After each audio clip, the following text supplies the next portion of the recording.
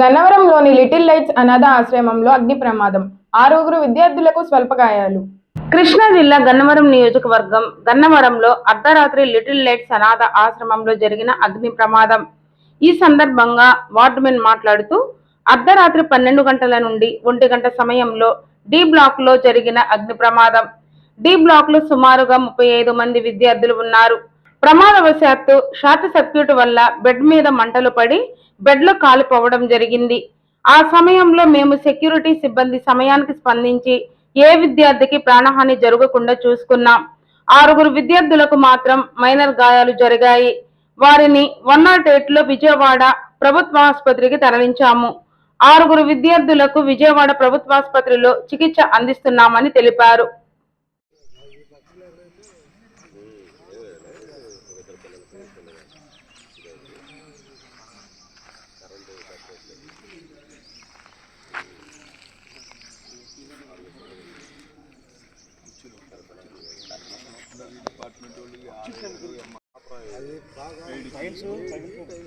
పగిలి కదా అది కాలేజ్ అప్పటికి అందుకోసం పర్వాలేదు. దాదాపు ఒక 30% నుంచి 20% కొద్దిగా అంటే గాలి కొద్దిగా మొత్తం బాగా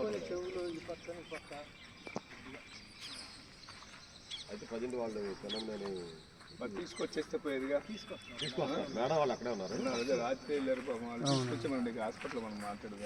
అది రాత్రి మీరు ఉన్నారని చెప్పారు. చేస్తారండి ఇక్కడ నేను వార్డెన్గా చేస్తానండి. దాదాపు ఒక 15 ఇయర్స్ నుంచి వార్డెన్గా చేస్తున్నాను.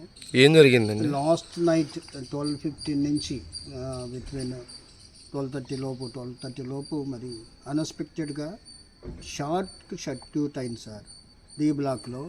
ఆ బ్లాక్లో దాదాపు మరి 35 మంది పిల్లలు ఉన్నారు. ఆల్ స్టాండర్డ్స్ ఉన్నారు, అప్ టు 9th వరకు ఉన్నారు.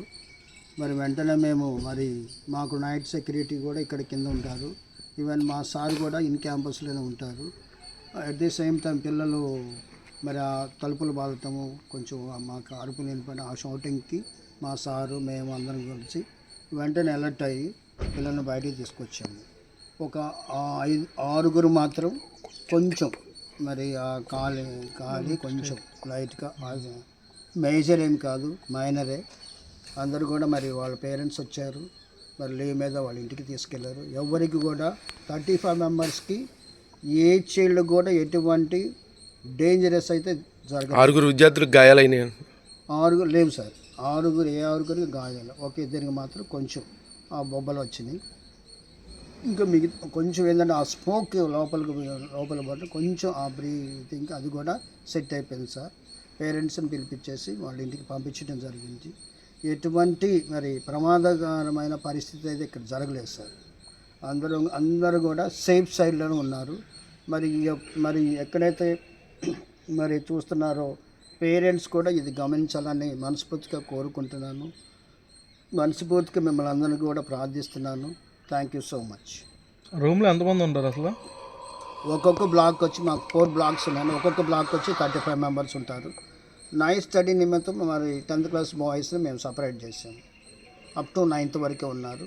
ఆ 9th క్లాస్ పిల్లలు మరి వాళ్ళు కూడా బాగా సపోర్ట్ చేసి ప్రతి చైల్డ్ని బయటకు తీసుకురావడానికి మేము మా స్టాఫ్ అందరం కలిసి పనిచేసి వాళ్ళని ఆ ప్రమాదకరమైన పరిస్థితి నుంచి మేము బయట వేసాం సార్. రూమ్ తాళాలు దొరకలేదా? కిటికీ ఎందుకు బదులు కొట్టాల్సి వచ్చింది? అంటే ఫైర్ వస్తుంది కదా సార్, స్మోక్ ఎక్కువ అవటం వలన ఆ బ్రీతింగ్ పిల్లలకి బ్రీతింగ్ కష్టం అవుతుందని చెప్పి ఆ బ్రేక్ చేయడం జరిగింది. అది sir. Thank you so much sir. ఏం జరిగిందో సార్ మాకు తెలీదు. మాకు బయట వాళ్ళు ఫోన్ చేస్తేనే తెలిసింది. మేము బయట వాళ్ళు ఫోన్ చేయటం వల్ల ఇక్కడికి వచ్చాము. ఆ నైట్ వాళ్ళు ఆ టైంలో ఫోన్ చేసి మాకు దీంట్లో పిల్లలకి ఫైర్ యాక్సిడెంట్ జరిగింది, అంబులెన్స్తో మేము హాస్పిటల్ తీసుకొచ్చామని చెప్పారు.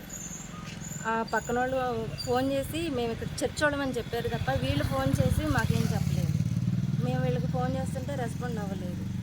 ఫోన్ చేశాడు, ఈయన కూడా ఫోన్ చేశారు, రెస్పాండ్ అవ్వలేదు. తర్వాత పక్కన వాళ్ళు పక్కన ఉంటారు చూడండి అంటే వేరే ఇంకా సిస్టర్, ఇక్కడ ఉండే సిస్టర్ వాళ్ళు ఉన్నారని చెప్పేసి అన్నారు.